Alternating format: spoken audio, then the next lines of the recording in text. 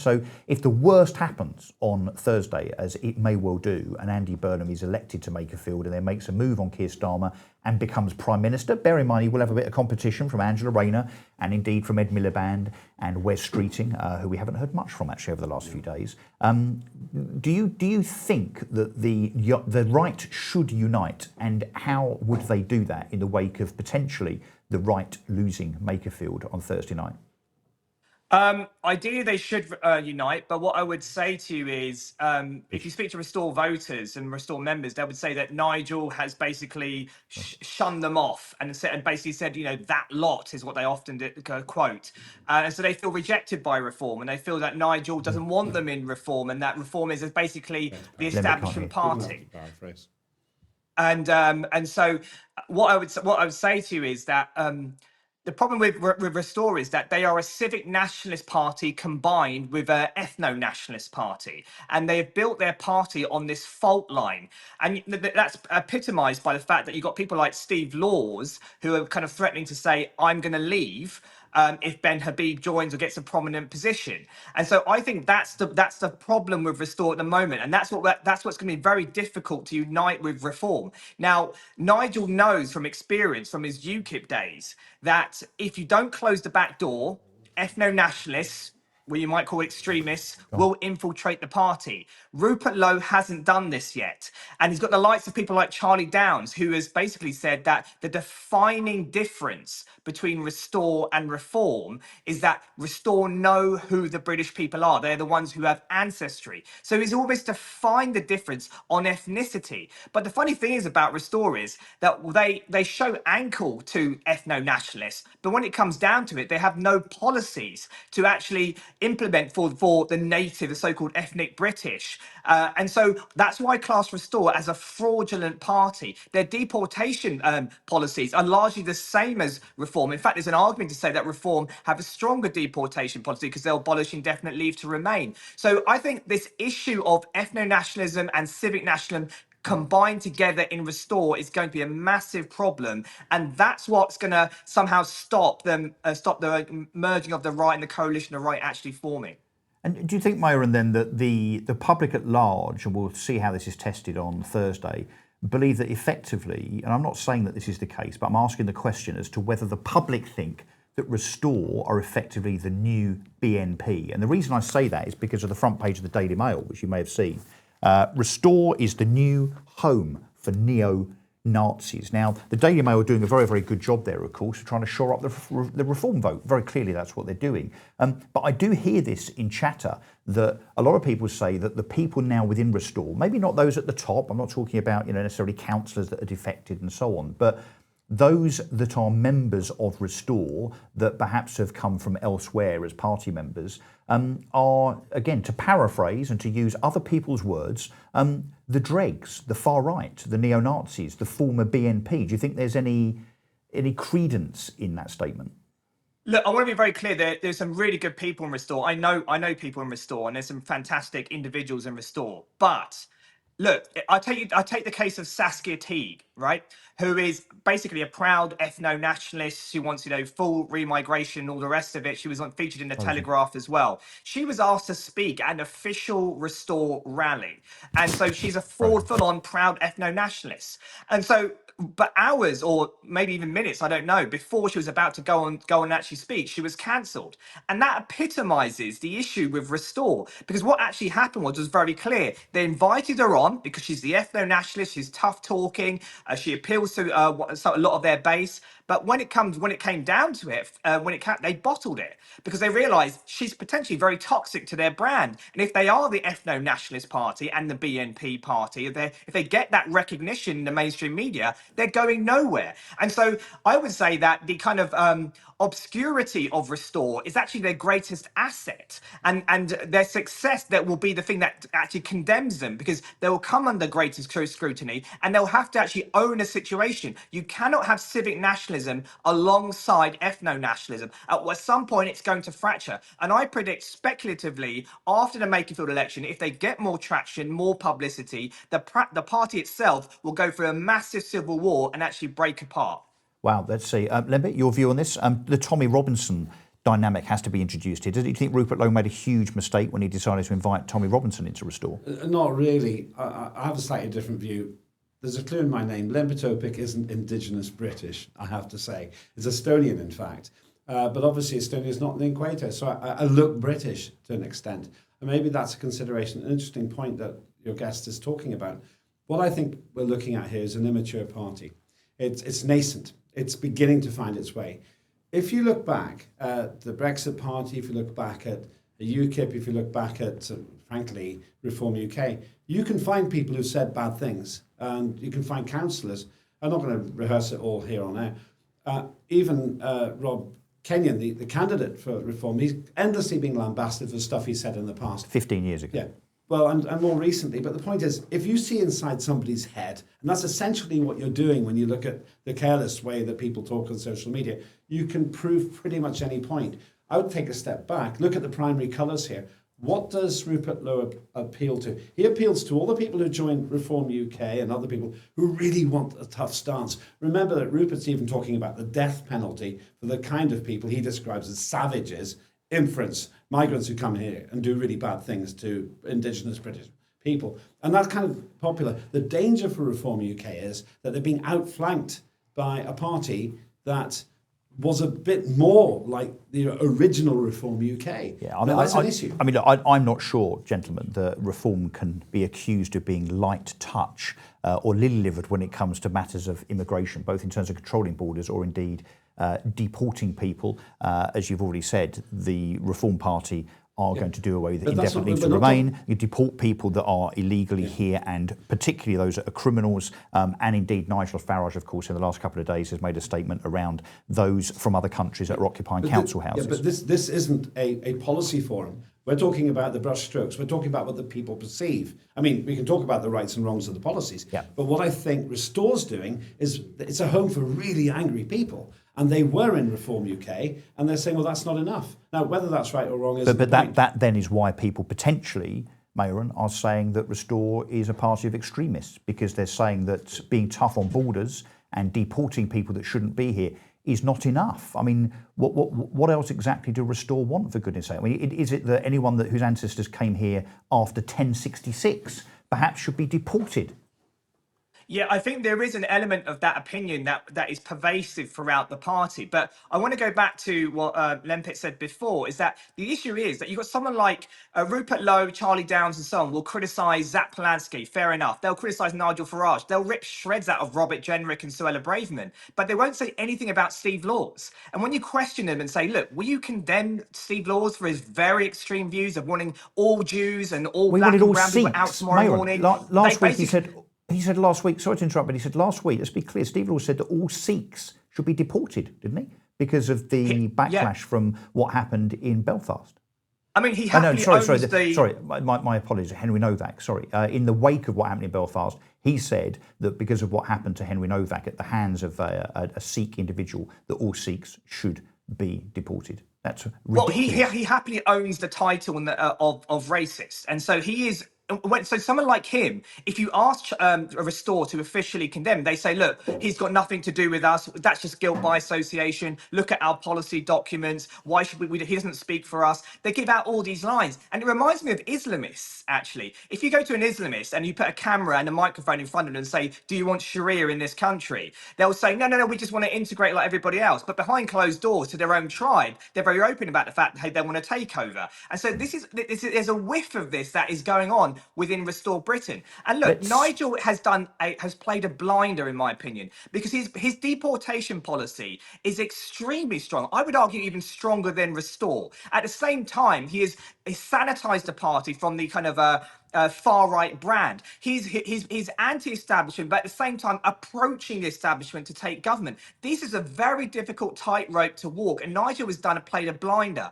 And I would just say, look, Restore are not playing that game. They are a tribal party. They are not a national party looking to take government. So Nigel is almost, it's unfair to compare the two, because they're trying to do two very different things. Well, and I'm not sure, Mayuran, that Restore have got any other policies other than immigration and deportation. Look, let's switch back to the Andy Burnham thing, because I do want to appeal to people that are watching this that are potentially voters in Makerfield.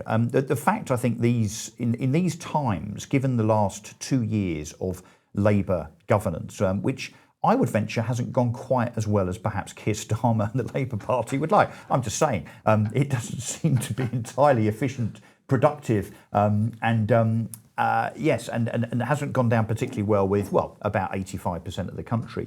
But we are sitting here talking about the fact that there are sufficient Labour voters, sufficient Labour support that Andy Burnham, who himself, I think, has a big question mark over him in terms of his track record, particularly when it comes to things like the largely Pakistani rape gangs that he kind of could be argued to have turned a blind eye to. We're sitting here talking about the fact that Labour might win a by-election against a backdrop of a Labour government that have been worse than awful on such things as crime, immigration, the economy, tax, and so on. And all of the things that I've just listed, pretty much in order, that are the things that people worry about in this country the most. What is it on earth, gentlemen, Mayuran first, what is it about people in Makerfield that might still vote Labour? Are they all bus drivers and nurses that are waiting for a 20% pay rise if Andy Burnham becomes Prime Minister? I think it's a kind of tribal loyalty. I think that still remains despite the kind of party split that we're seeing going on in the first past the post system. But you know what it is? And Andy Burnham has a northern accent. And you may think that's very shallow political analysis. But it goes a long way. He just has this feeling of, I'm just your normal guy from next door. I understand what you guys are feeling. He has this kind of empathetic, soft vibe. You compare that to the kind of bureaucratic algorithm that is Keir Starmer. He is quite appealing in that sense. But look, apparently Ed Miliband's been lined up to be his next chancellor. He'll be under tremendous pressure to go towards the left, to pull the country towards the left. I think he would have loved to have got Gorton and Denton as a constituency to campaign rather than Makerfield, because he's going to have to do this kind of bait and switch, where he's going to have to almost be Reform-esque to Makerfield and then at the same time campaign hard left for the Labour Party. So it's very awkward for him. But somehow I think the tribal loyalty is shining through, and his persona is shining through as well. And I think that's the thing. Mayuran, I go a bit further. I'd say that Andy Burnham, with regard to his true credentials, which is close liaison with the EU, open borders specifically, increasing the amount of people that are on benefits, the amount of benefits that they get. I mean, all of these things. And of course, the EU question, where he has been very, very open and clear in the past that he actually wants us to be back in the EU. He's been quiet and very, very quiet indeed about those particular beliefs of his. Of course, as we said earlier on, because Makerfield is actually quite a blue Labour area, particularly when it comes to Brexit and immigration. Lembit, let's talk to you about why on earth it is that we think that Andy Burnham, against this backdrop of failure by the Labour government over the last 2 years, actually has a chance. And then we're going to talk about what I think Andy Burnham's first 100 days look like. Oh, that'll be fun. Right, I've been in politics for over 4 decades. I've won lots of elections, but I've also lost them. And that's really relevant to what we're discussing now. I didn't really change how I did my job as a Member of Parliament, but my image changed. I was kind of naive, really, to an extent. I didn't manage my image. Burnham, and once again, I'm not saying it's how politics should be, but this is how it is. Burnham is a tremendously beguiling person. I've known him personally. I was Member of Parliament with him. He's a really likeable guy. If you met him in the pub, you'd talk with him. You'd be fascinated by his life. He's not very assuming. First benefit. Secondly, he comes across as authentic. Now, you can say he's a liar or not. In that case, he's a great liar. He's a shapeshifter, in my view. Well, no, he's a policy shifter. He's a Starmer, in that he'll say anything he needs to say to get elected, and then you'll see his true credentials thereafter. A shapeshifter is somebody who actually pretends to be someone they're not. He doesn't do that. But he has changed his policies. He said that essentially he wanted to go back into the European Union. Now, for all the reasons you've just said, he said, but that's not a priority for now. We're going to stay outside the EU. I quite like it because he's been forced into saying things. Yeah, but what you're saying is that when you say it's not a priority for now, what that politician really means is as soon as I'm elected, I can then do all the stuff that I didn't want to tell you I was going to do. Or he's going to turn to the people who want him to do the first thing and say, well, I made a promise in the election. Yeah. Let's talk about this first 100 days. So just one really short thing. If he wins, it's because another fundamental point is here. If you got the chance to have the Prime Minister as your MP, you're going to take it because you're going to think the potholes are going to be fixed. Everything's going to be great in your constituency. And that's a big consideration too. So you think the Makerfield, almost the political vanity of having their MP as Prime Minister might be pushing them because they know it's that important. It's handy. And that's the consequence. Wow, okay. It's a celebrity thing. It's almost the reverse of, what do they used to say about politicians? Politics is show business for ugly people. Yeah. Okay, right, gentlemen, let me reveal what I think Andy Burnham's first 100 days look like. So this might not be the pledges that he's making, but this is, to me, this is my view on the reality of what he might, once elected, want his first 100 days to look like in terms of announcements. So the first thing he'll do is to appoint Ed Miliband as Chancellor. You've said that, Lembit, and also Mayuran, you said that earlier on. He'll seek to ban petrol cars and boilers earlier than 2035 because he's got the second most important person in the country, Ed Miliband, as his Chancellor.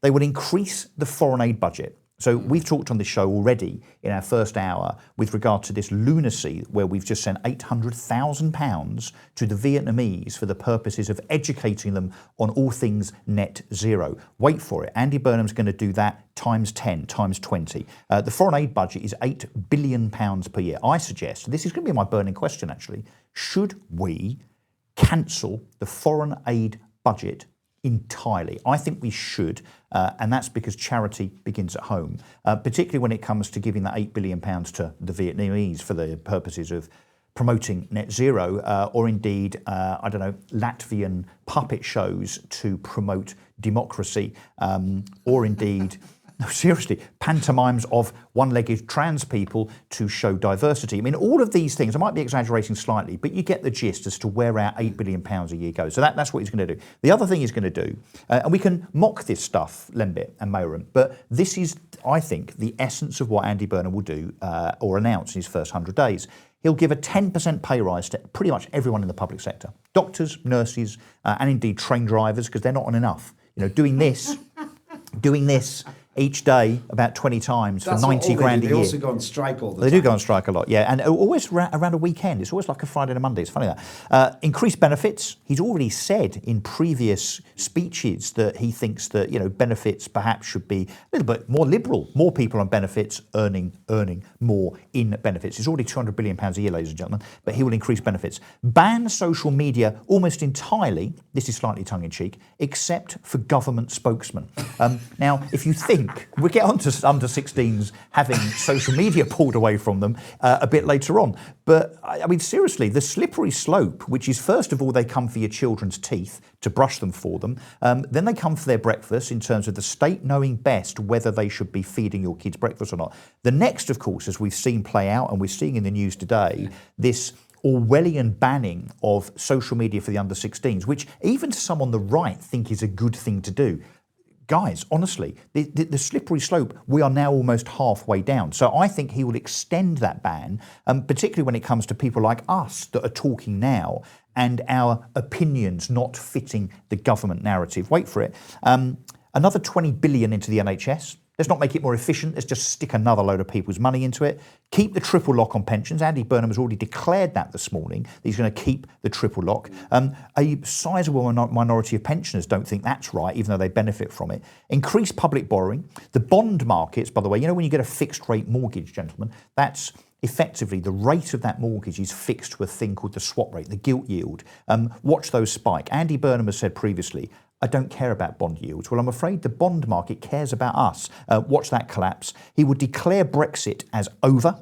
He'll release more prisoners early. And wait for it, when it comes to immigration, one of his favourite things, all refugees are welcome, gentlemen.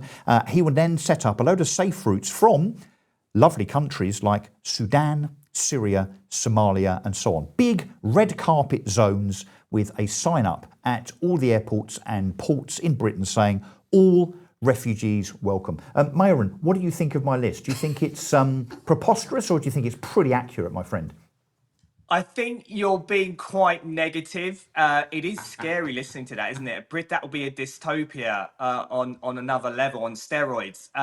But where are the spending cuts? That's the problem. And you mentioned the bond markets. Look, the bond markets are the closest thing you'll get to God in politics. Even Donald Trump has to bow down to the bond markets. But the thing I'm really worried about is Shabana Mahmood's the indefinite leave to remain being kicked down the road for another few years. if Andy Burnham, under pressure from people like Angela Rayner, who's described it as un-British, and Angela Rayner's been a champion of Andy Burnham, and if he's under pressure to say, look, Shabana Mahmood, I don't want these reforms coming in, then effectively the Boris wave will become citizens. And if they become citizens, Britain is toast. And that will be the legacy of the Restore Britain vote. And that's what I'm really concerned about. The Boris wave will become the Rupert Lowe wave. And that's, everything that you said is terrible, it's horrific. But that for me is the climatic disaster of an Andy Burnham government and the Restore vote. Yeah.